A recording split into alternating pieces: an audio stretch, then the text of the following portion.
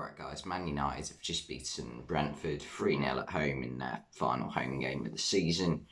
I mean, to well, I mean, it's capped off a season that has been very underwhelming for Man United in a positive performance, to be fair.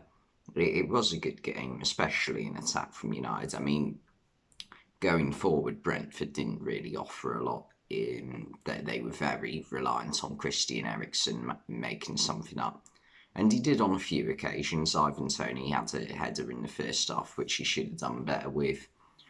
But yeah, other than Christian Eriksen tonight, Brentford really didn't create anything in attack. So I think that definitely helped United in terms of that they didn't really have much to deal with defensively. De Gea had a couple of decent saves, but other than that, nothing.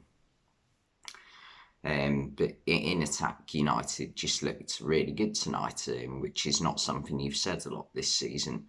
They went for a front four of Ronaldo, Elanga, Fernandes, and Juan Mata. His first start this season, which to me just seems ridiculous because tonight he was one of the best players on the pitch. McTominay and Matic played in centre midfield and both had good games, but again, it wasn't they weren't overly challenged, but yeah, it was still a good game. You can only beat what's put in front of you, so you have to give United credit tonight. The first goal was really well worked. Anthony Elanga played through, and he does really well to get to the ball before it reaches the byline, just onside, and fires it back across. Bruno Fernandes holds off a little bit and puts it in the back of the net. He's been on a bit of a goal drought, Bruno, obviously not helped by his penalty miss against Arsenal. But yeah, that'll do him some good, you'd have thought. It's not been his best season ever, but I do think people can be a bit too critical of Fernandes at times, because I think the 18 months prior to this season, Fernandes, without him, United would definitely not have got top four, and maybe last season wouldn't have finished second either. I'm not saying they wouldn't have got top four last year, but in Fernandes' first season, without him, they don't get top four. But in his second season, I think they definitely would have struggled a bit more to get top four. But yeah, it was a really good team goal. They did get a second just before half time. Juan Mata was played through and he squares it to Cristiano Ronaldo. Ronaldo sort of power passes it through David Raya. But he was just offside. He was a bit too eager to get in front of his man. But still 1-0 and United were in complete control. I thought Norgard being back in Brentford's team would make a difference for them, but he had a bit of a poor game. And whenever I've watched Brentford this season, Norgard's been one of the best players. In fact, he might even be my pick for player of the season for Brentford. It's probably him or Ivan Toney. But yeah, Eriksen as well has been good, but he ain't been there the full season, so it's hard to give it to him really.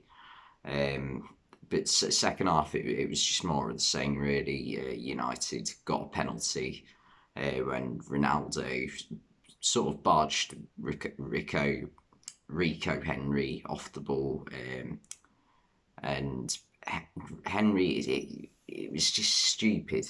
It's stupid defending. It's almost like a masculinity thing of, if you barge me off the ball, I'm going to barge you back. Well, the difference is Ronaldo's done it to win the ball and go through on goal. But Henry, it's almost just like a don't mess with me sort of thing. Just runs into Ronaldo, through the back of him, knocks him over. A clear penalty, the most obvious penalty you're going to see this season. And Ronaldo hammers it into the back of the net. for his 18th Premier League goal of the season. I think he's third top scorer now behind Son, who's on 19, and Salah on 22, I think. So, yeah, another good goal scoring season for Ronaldo. He's only one off 25 goals in all competitions this season, which is, just ridiculous given he's 37 and still playing at the top level. Don't get me wrong, he's nowhere near the player he once was, and the fact that he's coming close to winning a Ballon d'Or is not right in my opinion, but he's still a top striker. And tonight he probably was man of the match. Like, some of the things he was doing when he got the ball were incredible. And I also thought he was putting a lot of work in tonight as well.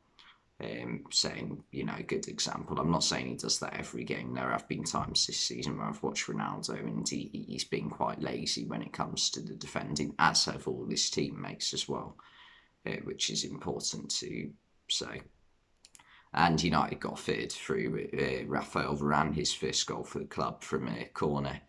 Again, Brentford not great. Someone should have got ahead on it really. Varane volleys it towards goal, takes a big deflection. That gives Raya no chance of saving it. And yeah, made it 3-0 and wrapped up all the points.